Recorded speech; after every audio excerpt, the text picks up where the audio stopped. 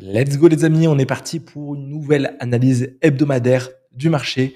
Le but de ce format pour les nouveaux qui viennent de nous rejoindre, il n'y a pas de cut. C'est un format qui se veut être authentique où je vais juste vous partager moi quelles sont les zones que je vais travailler, qu'est-ce que j'ai fait sur le marché, quelle est ma vision, quel est mon biais sur les prochains jours et simplement vous donner un ressenti de marché, un peu comme la météo de manière hebdomadaire. Ça fait quasiment 6 mois qu'on tient le format. Je vois que vous aimez bien et aussi mon but, c'est vous montrer que lorsqu'on trade, lorsqu'on est sur les marchés, c'est important de faire son plan, c'est important de comprendre tout le contexte et c'est pour ça que même si je fais du scalping, c'est-à-dire que moi je vais prendre des trades en 1 minute ou en 5 minutes, là on va rester sur les hautes time frames, donc du 4 heures et du daily pour avoir des zones globales, des visions globales de qu'est-ce que le marché fait. On commence par le Bitcoin. Je regarde que l'or et le Bitcoin, les deux actifs que je trade. On commence par le Bitcoin qui est en train de corriger depuis à peu près une semaine. On est venu chercher ici ce dernier plus bas. Alors, je voulais juste prêter attention à ça. C'est grâce à ce dernier plus bas, ok. C'est grâce à ce dernier plus bas que on est venu faire ce plus haut.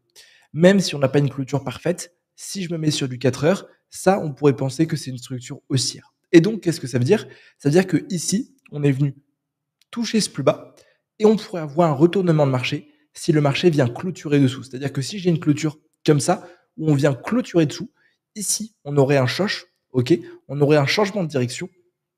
J'ai un order block juste ici. Et s'il ne réagit pas, qu'on ait simplement un retournement sur le Bitcoin. Donc ma vision, c'est quoi? Ma vision, c'est simple. Le marché va sûrement venir sur ce début de semaine faire quelque chose comme ça, revenir fermer ses niveaux, corriger pour liquider ses plus bas, revenir sur cette OB qui est pour moi magnifique. Je prendrai 100% un achat si on arrive sur mes sessions à 109 310. J'irai chercher un achat comme ça. Et si jamais ce niveau ne tient pas, et ben simplement repasser vendeur et aller chercher d'autres niveaux hyper intéressants. Dans tous les cas, actuellement, sur le Bitcoin, on a un price action qui est assez bizarre. C'est-à-dire qu'on a beaucoup de niveaux qui sont cassés. On sait qu'on doit monter. Enfin, moi, je pense que le Bitcoin va aller chercher des nouveaux plus hauts, mais pas une très grosse direction, pas un price action qui est parfait, comme on aurait pu l'avoir sur le début de semaine. Je pense qu'il vaut mieux attendre la rentrée, septembre, octobre, novembre, pour avoir des mouvements comme on avait l'habitude. Je retourne sur le gold. Le gold, je vais mettre en 4 heures. On revient sur le niveau dont je vous parlais. Cette imbalance, on est venu travailler parfaitement l'OTE, c'est ce que je vous ai dit sur le prochain débrief, sans me jeter des fleurs. Sachez que, bon, là, ça a l'air facile, on aurait pu se dire on prend un achat, mais quand on se met sur du 1 heure et sur du 4 heures, pareil, on a un marché qui fait vraiment un gros range qu'on est venu enfin casser. Pour moi, ça c'est hyper bullish et ma vision, c'est que l'or va aller chercher des nouveaux plus hauts, d'abord ce plus haut, puis celui-ci, puis ce niveau. C'est ce que je vais essayer de travailler. On voit vraiment en fait quand vos supports tiennent, ça montre qu'il y a beaucoup plus d'acheteurs. Mais là, sur cette semaine, très très gros range sur le marché. Moi, j'ai pas trouvé trop d'opportunités. Je me suis fait sortir, je crois, début de semaine. Et c'est tout. C'est tout parce qu'on a un marché, vous avez vu, qui évolue comme ça, qui est vraiment. En fait, il y a pas de belle direction propre. C'est il vient ranger et ensuite on a une variation. Il vient ranger et ensuite on a une variation. On n'a pas des mouvements amples comme on aurait pu l'avoir, pareil sur le début de semaine. On a un marché qui est beaucoup plus congestionné, beaucoup plus chaud. C'est chaud à trader et avec beaucoup de manipulation.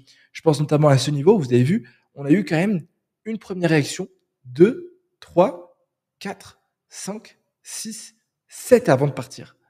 Donc ça veut dire que celui qui a pris son trade ici, qui était en scalping, il serait fait sortir à 100%. Et c'est qu'au bout de la 7e réaction, sachant qu'on est revenu sur le TE, que le marché est parti. Donc ça montre bien qu'il y a très peu de force, très peu de personnes qui se positionnent, sûrement parce qu'on est en vacances, sûrement parce qu'on n'a pas de baisse des taux ou de news comme ça qui ont un impact. Et donc forcément, les investisseurs, les traders ne savent pas trop où aller. En tous les cas, il nous reste encore une semaine pour terminer août. J'espère terminer en beauté. Ça ferait plaisir pour le moment, le mois d'août, de mon côté, pour être totalement transparent avec vous. C'est pas mon meilleur mois, mais on se donne le maximum, plus 1% par jour. Et le but de ces vidéos, c'est que je vous partage tout, en tous les cas, en toute transparence. C'est aussi l'objectif, c'est vous montrer de manière brute qu'est-ce qui se passe, qu'est-ce que je vois sur le marché. Voilà, les amis, le plan de la semaine. J'espère que vous êtes prêts. Plus 1% par jour. On est parti, l'équipe.